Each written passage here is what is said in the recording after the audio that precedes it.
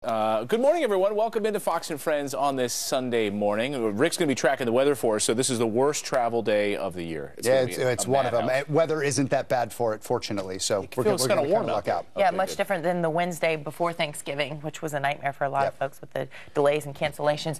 We need to get right to this, though, on your Sunday. A Fox News alert. More unrest overnight in Ferguson as protesters target an American flag and set it on fire right in the middle of the street. This comes on the heels of Officer Darren Wilson announcing his resignation. Garrett Tenney is live in Ferguson with more on this story. Good morning, Garrett.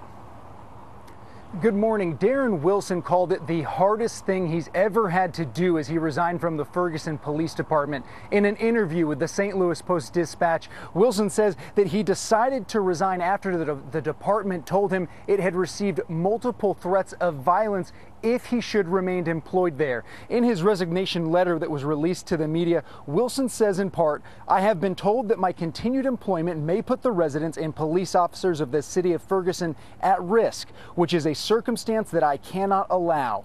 It was my hope to continue in police work, but the safety of other police officers and the community is of paramount importance to me. It is my hope that my resignation will allow the community to heal."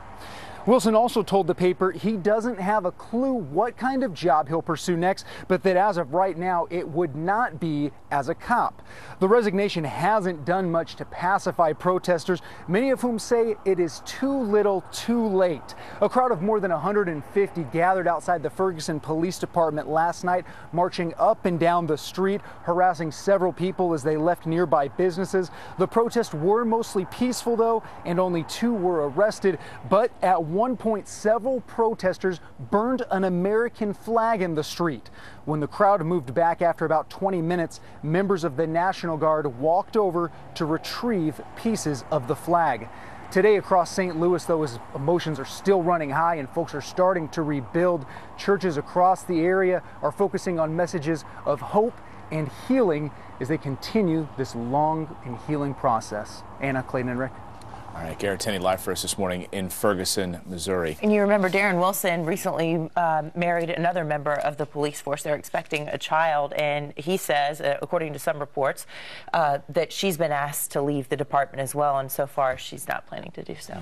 Well, protesters getting the better of the police department there, and you see all of the different disparate groups that have been showing up into Ferguson. You have the Communist Party yesterday, as Garrett was showing us.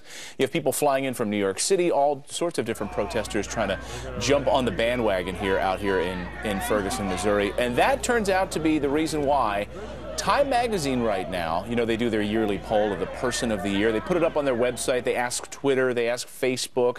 You can vote on their website. Leading the pack right now as person of the year is the Ferguson protesters. Yeah, this is for the reader's choice or the viewers or however you want to call it. It is not Time Magazine's choice. They don't allow it to be chosen by the public, but where they have a hashtag Time, P-O-Y, Time Person of the Year, this is what's trending right now at this point.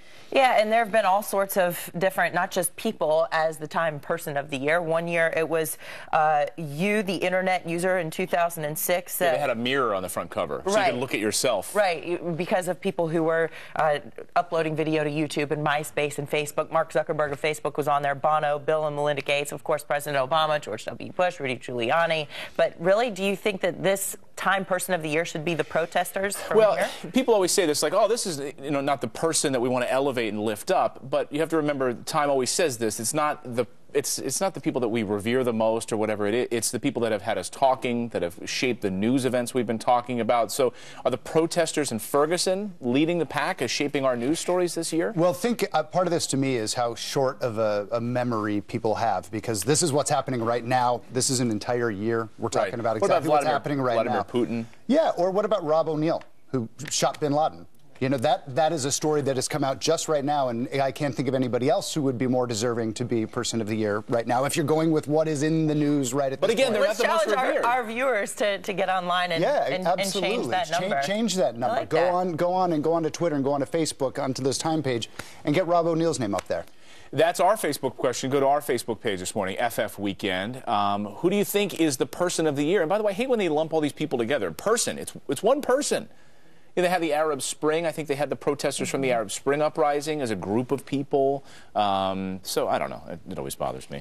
One, though, common narrative that has been running throughout the Ferguson protests is that if you are born here in Ferguson, you have no shot at upward social mobility. That if you are born here, or if you were born on the Upper East Side of New York, you stand a much better chance of upward mobility in this country. Well, that's what Gregory Clark is saying this morning. He's a UC Davis economics professor, and he agrees with the protesters. He says, look, it doesn't matter what you do in school. It doesn't matter how hard you work. It doesn't matter if you put boots on the ground and get up at 6 in the morning and start a job and go out there and work hard. He says it all comes down to your family lineage. Listen to this.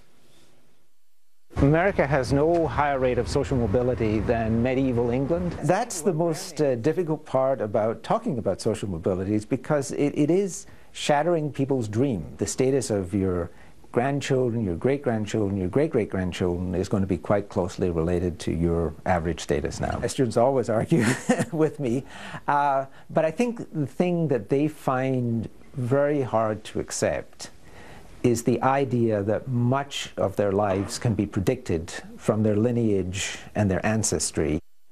Way to crush the American dream, Mr. Professor. I remember, though, in college, in one of my economics classes, that the zip code you're born in, according to some research, is a big economic indicator of where you'll end up as an adult. But even if you think about just a sibling, or even two twins, and one ends up over here and one ends up over here, to crush the American dream like this and make kids think, oh, you know what, I don't need to worry about learning, or I don't need to worry about striving for shooting for the moon, hoping to land on a star, because I can't help the hand of cards I've been dealt. Yeah, and indicators certainly, and there is no doubt that there are people who are born into a situation and that gives them maybe a certain little bit of an edge. But in America, at any point, if you choose to work hard and study hard and be disciplined, you can do anything in this country. And we have example after example after example of this. So right. I can see a study like that where you can go in and say, hey, maybe that is the standard, but there is one difference in America in that we have free will and we have the ability to achieve here. Right. His argument that it's like medieval England is absolutely wrong. Yes, you are right. If you were born a Kennedy, chances are you're going to have an easier time than, let's say, if you're born in South Central Los Angeles, right? There are certain economic advantages that you're going to have as a Kennedy that you're not going to have out there. However, to compare it to the serfs of medieval England, where you have these guys out in mud piles, I think of like Monty Python and these guys sitting out there and building mud huts and dealing with it. They're never going to get into the castle. They're never going to be a part of the royalty. That's not the case here in the United States of America. Even if you are down in the dumps, you have the opportunity to work your way up and live the American Why dream. do you think this is the land of immigrants, too? And why do we have all of these illegal immigrants trying to get here? Because they know life is great here, and if they work hard, they can get ahead. And legal who want to come to this country because they want the opportunities that it affords. Let us know what you think about this. Hit us up on email, friends@foxnews.com, or Facebook or Twitter.